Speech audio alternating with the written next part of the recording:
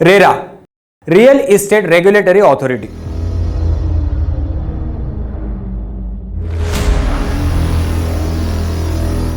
हा कायदा येण्यापूर्वी रिअल इस्टेट क्षेत्रात कोणतीही शिस्त नव्हती.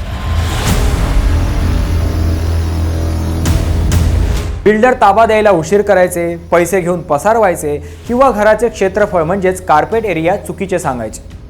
ज्या रेरा कायद्याला आपण घर खरेदीदारांचे सुरक्षा कवच मानत होतो, त्याच कायद्यावर आता देशाच्या सर्वोच्च न्यायालयाने अत्यंत गंभीर प्रश्न उपस्थित केले आहेत.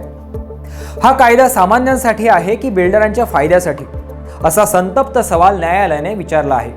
एवढंच नाही तर सामान्यांना न्याय मिळत नसेल तर हा कायदा रद्द केलेलाच बरा, असं खळबळजनक विधानही न्यायालयाने केलं आहे.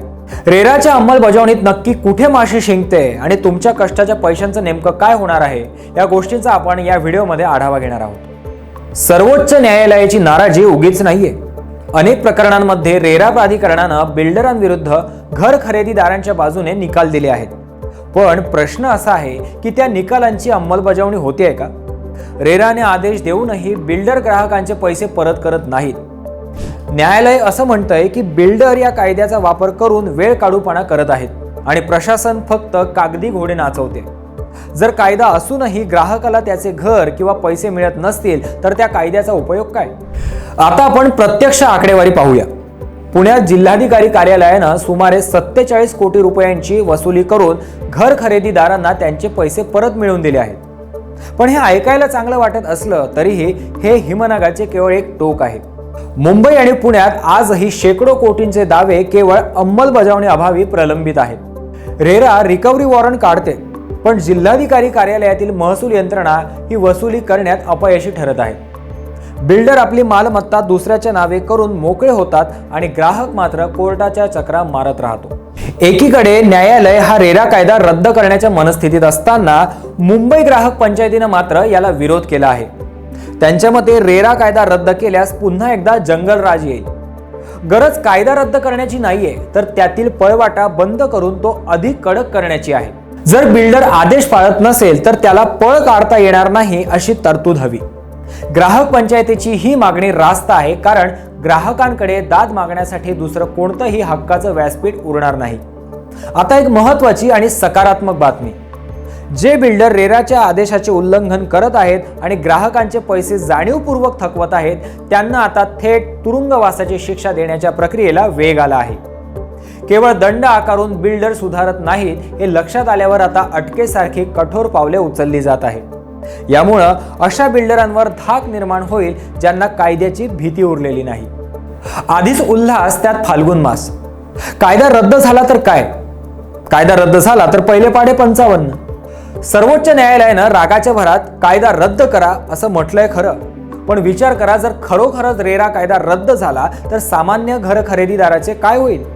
शक्यता आहे की पुन्हा एकदा जंगलराज येईल. रेरा येण्यापूर्वी बिल्डर ग्राहकांना अक्षरशः नाचवायचे. ताबा द्यायला 10 वर्षे उशीर झाला तरी दाद मागायला जागा नव्हती. आता कायदाच गेला तर बिल्डर पुन्हा एकदा मोकाट सुटणार नाहीत का? मग दुसरा मुद्दा हा उठतो की सामान्य माणसाने कोणाचे उंबरठे झिजवायचे? रेरा नसेल तर ग्राहकांना पुन्हा दिवाणी न्यायालयात म्हणजेच सिव्हिल कोर्टात जावं लागेल, जिथे निकाल लागायला 20-30 वर्षे लागतात. सामान्य माणसाकडे एवढा पैसा आणि वेळ आहे का? आणि आता शेवटचा मुद्दा म्हणजे बिल्डर आणि ग्राहक. बिल्डरांची चांदी आणि ग्राहकांची माती. कायदा नावापुरता आहे म्हणून तो दुरुस्त करणे गरजेचे की रद्द करणे? जर औषध कडू आहे म्हणून फेकूनच दिले तर आजार बरा कसा होणार? माझा सरकारला आणि प्रशासनाला थेट सवाल आहे. जर जिल्हाधिकारी वसुली करू शकत नसतील तर त्या खुर्चीचा उपयोग काय? जर बिल्डर कायद्याला जुमानत नसतील तर त्यांना ब्लॅकलिस्ट का केले जात नाही?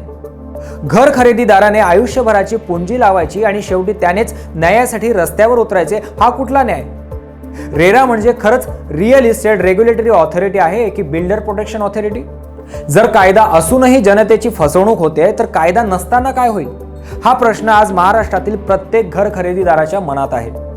मित्रांनो, रेरा कायदा हा तुमच्या संघर्षाचा परिपाक आहे. आज जरी अंमलबजावणीत त्रुटी असल्या तरी सर्वोच्च न्यायालयाच्या या भूमिकेमुळे सरकार आणि प्रशासनावर मोठा दबाव निर्माण झाला आहे. जर तुम्ही घर खरेदी करत असाल तर फक्त रेरा नंबर बघून थांबू नका, तर त्या बिल्डरचा मागील ट्रॅक रेकॉर्ड तपासा. आणि जर तुमची फसवणूक झाली असेल तर गप्प बसू नका. तुम्हाला काय वाटतंय? रेरा कायदा अधिक कडक व्हायला हवा की तो पूर्णपणे बदलण्याचीच गरज आहे? कॉमेंट्समध्ये तुमचं मत, तुमची प्रतिक्रिया नक्की कळवा आणि हा व्हिडिओ बघून तुम्ही थोडेही सावध झाले असाल तर हा व्हिडिओ तुमच्या मित्रांना, नातेवाईकांना, जवळच्या लोकांना शेअर करा आणि त्यांना जागरूक करा. भेटूयात पुढच्या व्हिडिओमध्ये. धन्यवाद.